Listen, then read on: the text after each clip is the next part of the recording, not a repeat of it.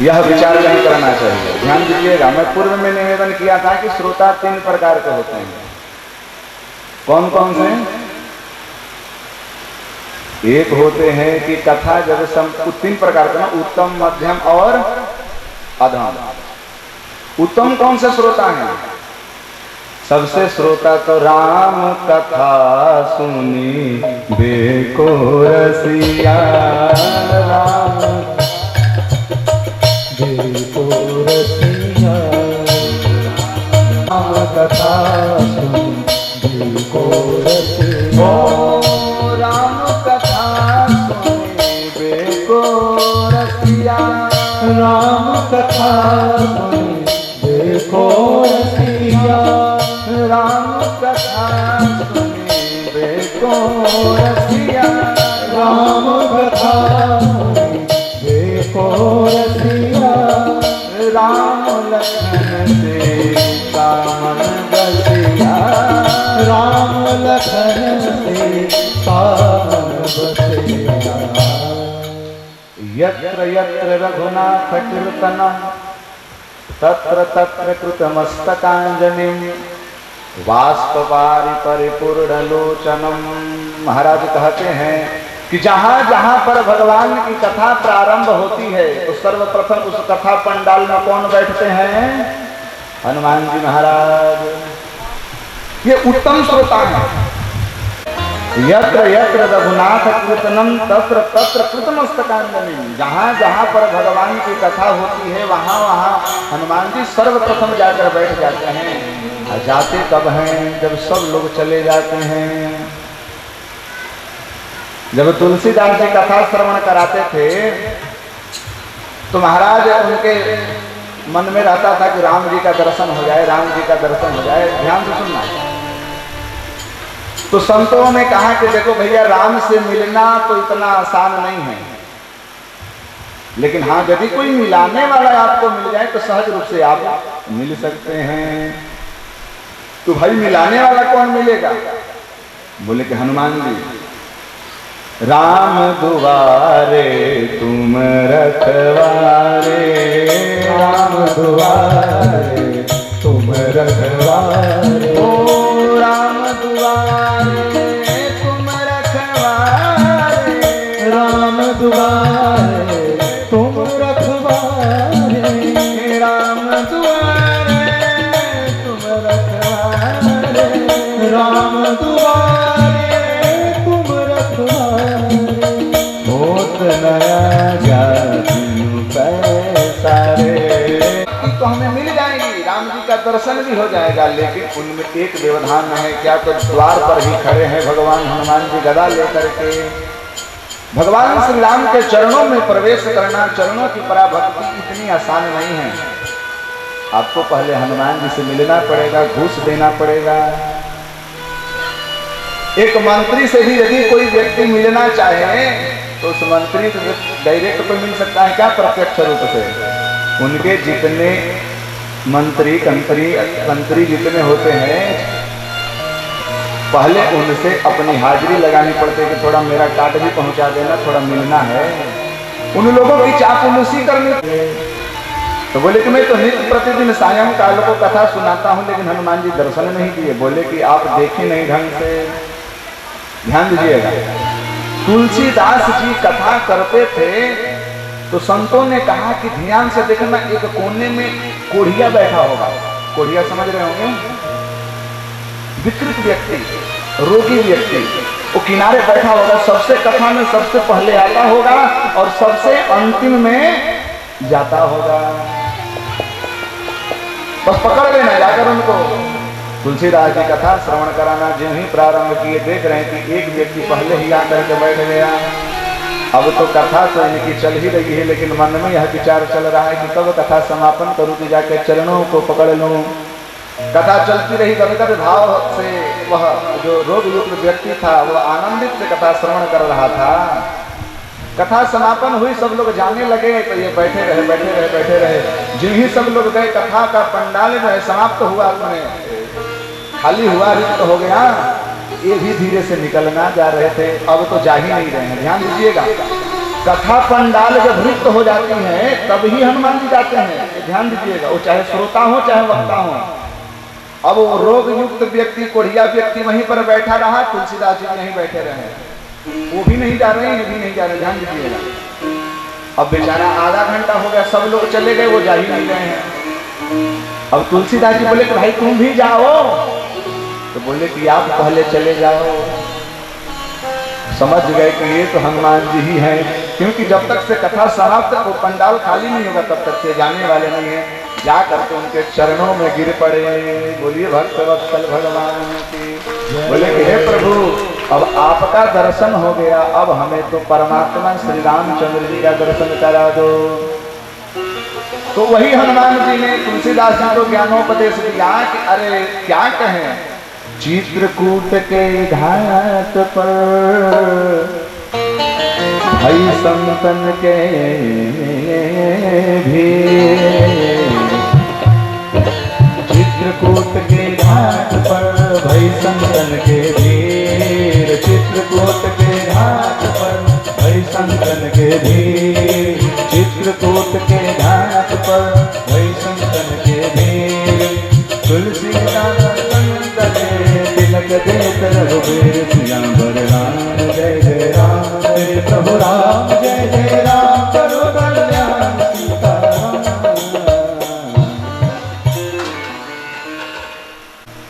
महाराज तुलसीदास चमचन जिसे और तिलक देत रघुबीर। अरे आप तो नित्य प्रतिदिन भगवान श्री राम का दर्शन कर रहे होते भैया।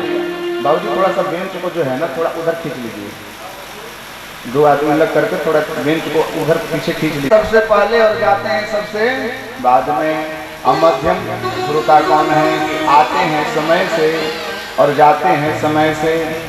आते समय से 4:30 बजे आना है तो ठीक वही 4:30 बजे घर से निकलेंगे, और जाना कितने बजे से 7:30-8 बजे, तो बस प्रसाद लेकर के चले जाएंगे। ये मध्यम श्रोता हुआ। उत्तम श्रोता जो आता सबसे पहले जाता सबसे बाद में, मध्यम श्रोता आते समय से जाते समय से प्रसाद लेकर के। लेकिन अधम श्रोता खुजली करते आएंगे, चलो कथा चल रही है क्या करेंगे, घर में बैठे बैठे आएंगे तो यहाँ भी बेचारे खलबली मचाते रहेंगे। भाई सड़िया कतना के लेनी हरुआ, वो महाराज जी को नहीं देखेंगे, कथा नहीं सुनेंगे, सड़िए में उनका मन फंसा रहेगा। अरे क्या करी, बड़ा परेशानी रहता है, सासू मैया के तेल लगावे का पड़ता है। आज आपको पता नहीं है घर में पनीर बना था, बड़ा मुश्किल है खाना बना कर, अभी जल्दी जाना है मुझे। आपस में चर्चा करेंगे, कथा तो सुनेंगे नहीं, आएंगे एक तो बीच में गड़बड़ करके जाएंगे। कई लक्षण हैं, जैसे चातको मीनः, चातको हंसो मीनः। चातक के समान श्रोता, उत्तम श्रोता कौन है? जो चातक, चातक देखते हैं, एक चातक पक्षी है जो केवल आकाश की ओर देखती है कि वह स्वाति नक्षत्र के बरसना होने वाली जो वृष्टि से जल है हमारे मुख में आ जाए, केवल मात्र ध्यान करती है कि वह वृष्टि का जल हमारे मुख में कब आ जाए। ये चातक, वो श्रोता वह होते हैं जो केवल मात्र एक तक नेत्रों से और कर्णों से केवल कथा का श्रवण करते हैं। एक तो हंस होते हैं, वो हंस कैसे होते हैं? नीर क्षीर विवेकस्तु हंस। कथा चल रही है, पंडित जी क्या क्या सुनाए उसका ध्यान नहीं है, बस इतना ध्यान है कि पंडित जी ने किन किन शब्दों को ग्रहण करने के लिए हमने बताया कि हमारे जीवन में यदि ग्रहण कर ले तो लाभ मिल जाएगा। नहीं नहीं नहीं नहीं, लोगों तो भैया कौआ के जैसे हो गए हैं। बायस पली है अति अनुरागा, बायस पली अनुरागा, बायस पली अति अनुरागा, ओ बायस पली अति अनुरागा, बायस पली अति अनुरागा,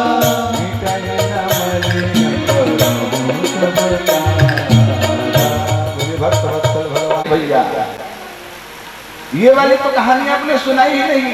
अरे वो वाला तो पता नहीं पंडित जी क्या क्या सुनाते हैं, समझ ही नहीं आता। ऐसे होता है, मैं रांची में ही कथा कार्यक्रम पूर्व में ही निवेदन किया, लोग कहते हैं कि पंडित जी कथा नहीं सुनाते हैं। ठीक है, अरे जो सुनाया जा रहा है उसको तो जीवन में धारण कर लो। बोली भक्त वत्सल भगवान मीन, मीन के समान ये उत्तम श्रोता होते हैं। मीन बोलते हैं जल, मछली। मीन को क्या कहते हैं? मछली। महाराज यदि जल से क्या बोलते हैं? मछली जल की रानी। छोटे बच्चे इधर बैठे हैं, याद है बाबू कविता मछली जल की? अब बच्चों को ये सब याद नहीं, अब तो twinkle twinkle little star, how I wonder what you are, ये सब याद होगा। हमारी संस्कृति, हमारी सभ्यता धीरे धीरे धीरे धीरे मिटाई जा रही है लोगों के मस्तिष्कों में। अंग्रेज, देखिए हम लोग भले ही अंग्रेज के चंगुल से मुक्त हो गए, लेकिन अंग्रेजी भी हमारे अभी भी मस्तिष्क में उपस्थित है।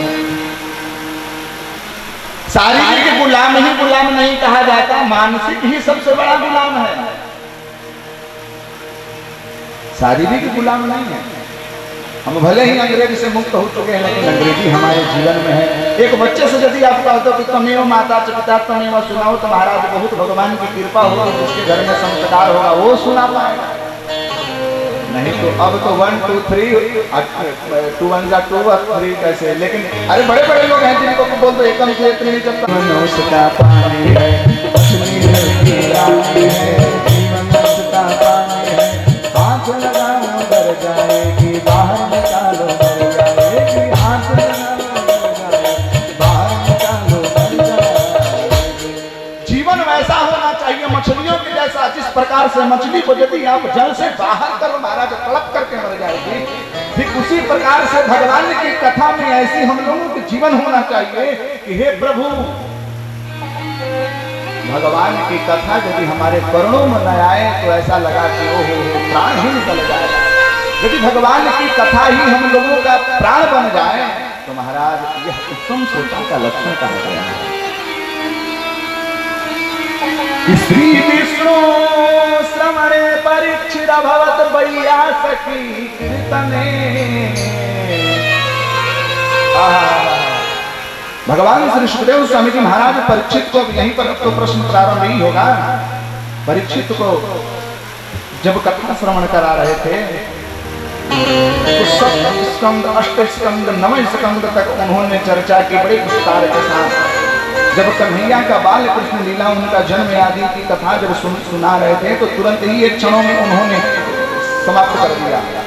भैया कंस के घर में देवकी का विवाह हुआ, वसुदेव के घर में कंस ऐसे ऐसे कर करके उन्होंने बड़े ही संक्षिप्त रूप में कथा श्रवण कराई।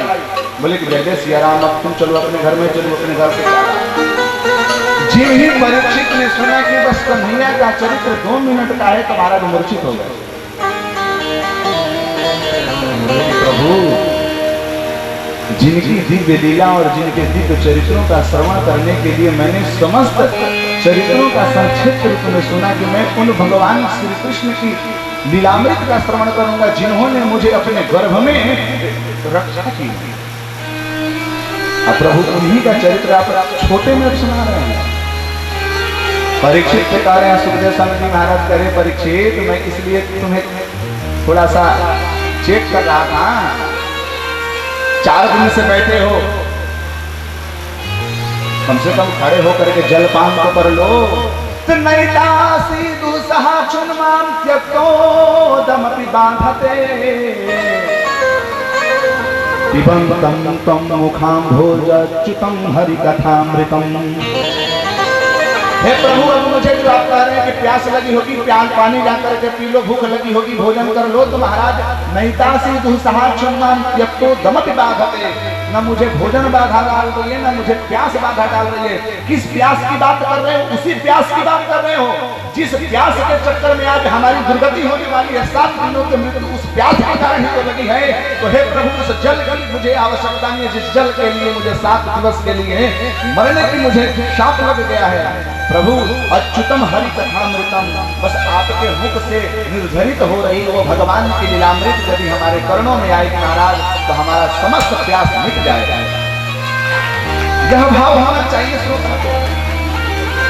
गोपाल राधे